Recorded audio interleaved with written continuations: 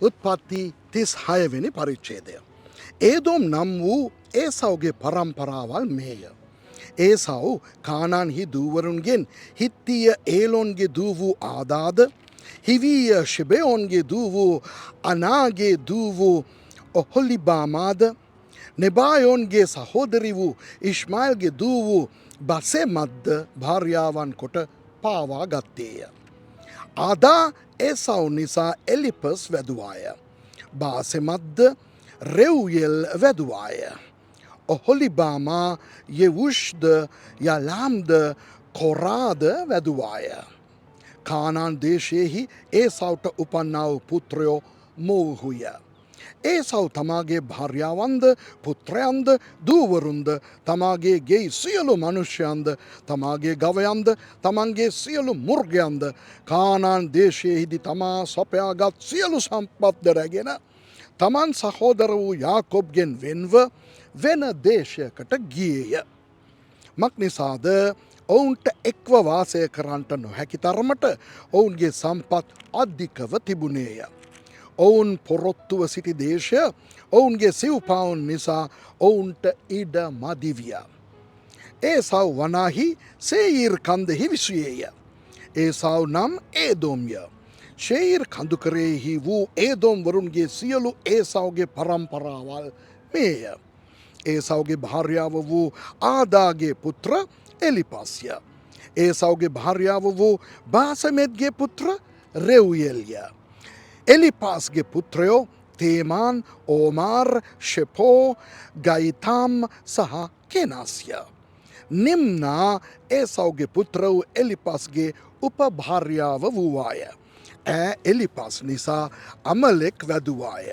ඒසව්ගේ භාර්යාව වූ ආදාගේ පුත්‍රයෝ මොවුහුය.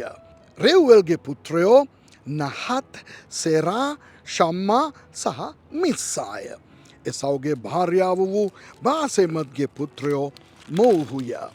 ශිබෙයෝන්ගේ දුවවන අනාගේ දූ වූ ඒසව්ගේ භාර්යාව වූ ඔහොලිබාමාගේ පුත්‍රයෝ මොවුහුය.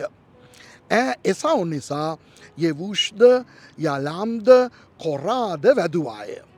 ඒසව්ගේ පුත්‍රයන්ගේ අධිපතියෝ මොවුහුය.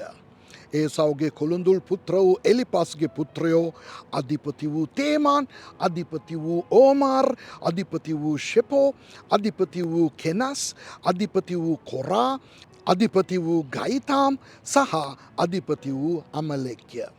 මොවුහු ඒදෝම් දේශයෙහි එලිපස්ගෙන් පැවත අධිපතියෝය. මොවුහු ආදාගේ පුත්‍රයෝය. ඒසව්ගේ පුත්‍ර වූ රෙව්යෙල්ගේ පුත්‍රයෝ අධිපති වූ නහක්, අධිපති වූ ෂෙරා, අධිපති වූ ශම්මා සහ අධිපති වූ මිස්සාය.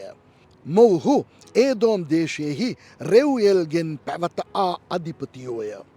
මොවුහු ඒසව්ගේ භාර්යාව වූ බාසෙමත්ගේ පුත්‍රයෝය. ඒසව්ගේ භාර්යාව වූ ඔහොලිබාමාගේ පුත්‍රයෝ නම් අධිපති වූ යෙවුෂ්, අධිපති වූ යලාම් සහ අධිපති වූ කොරාය. මොවුහු අනාගේ දූ වූ ඒසව්ගේ භාර්යාව වූ ඔහොලිබාමාගෙන් පැවත අධිපතියෝය. ඒදෝම් නම් වූ ඒසව්ගේ පුත්‍රයෝද ඔවුන්ගේ අධිපතියෝද මොවුහුය. ඒ දේශයෙහි වාසය කළ හෝරිය වූ ශෙයිර්ගේ පුත්‍රයෝ ලෝතාන්, ශෝබාල්, ශිබෙයෝන්, අනා, දිෂෝන්, එෂේර් සහ දිෂාන් යන මොවුහුය.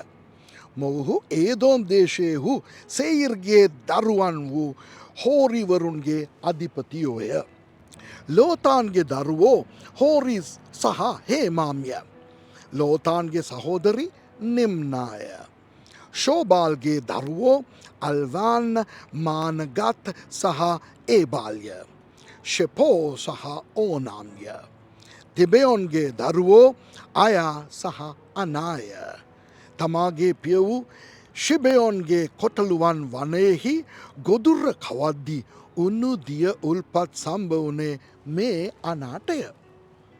අනාගේ දරුවෝ දිෂෝන් සහ අනාගේ දූ වූ ඔහොලිබාමාය. දිෂාන්ගේ දරුවෝ හෙම්දාන්, එල්බාන්, ඉත්‍රාන් සහ කෙරාන්ය. එෂේර්ගේ දරුවෝ බිල්හන්, සයවාන් සහ අකාන්ය. දිශාන්ගේ දරුවෝ ඌෂ් සහ අරාන්‍ය. හෝරිවරුන්ගෙන් පැමිණි අධිපතියෝ අධිපති වූ ලෝතාන්, අධිපති වූ ශෝබාල්, අධිපති වූ ශිබෙයෝන්, අධිපති වූ අනා, අධිපති වූ දිශොන්, අධිපති වූ එෂෙර් සහ අධිපති වූ දිශාන්ය. මොවුහු සේීර් දේශයෙහි තමන් අධිපතින්ගේ ක්‍රමයෙන් හෝරිවරුන්ගෙන් පැවත ආවා වූ අධිපතියෝය. ඉශ්‍රායල්ගේ පුත්‍රයන් කෙරෙහි යම් රජකු රජකම් කරන්ට පූර්වයෙන් ඒදෝම් දේශයෙහි රජකම් කළ රජවරු මොවුහුය. බෙයාර්ගේ පුත් බෙලා ඒදෝම්හි රජකම් කළේය. ඔහුගේ නුවර නම දින්හාබාය. බෙලා මෙලේය. ඔහු වෙනුවට බොෂ්රායේ ශෙරාගේ පුත්‍ර වූ යෝබාබ් රජකම් කළේය. යෝබාබ් මෙලේය. ඔහු වෙනුවට තේමානි වරුන්ගේ දේශයේ ශුෂාම් රජකම් කළේය. ශුෂාම් මෙලේය. ඔහු වෙනුවට මෝවාබ්ගේ කෙතේදී මිදියන් වරුන්ට පහරදුන්න බේදත්ගේ පුත් හදද් රජකම් කළේය.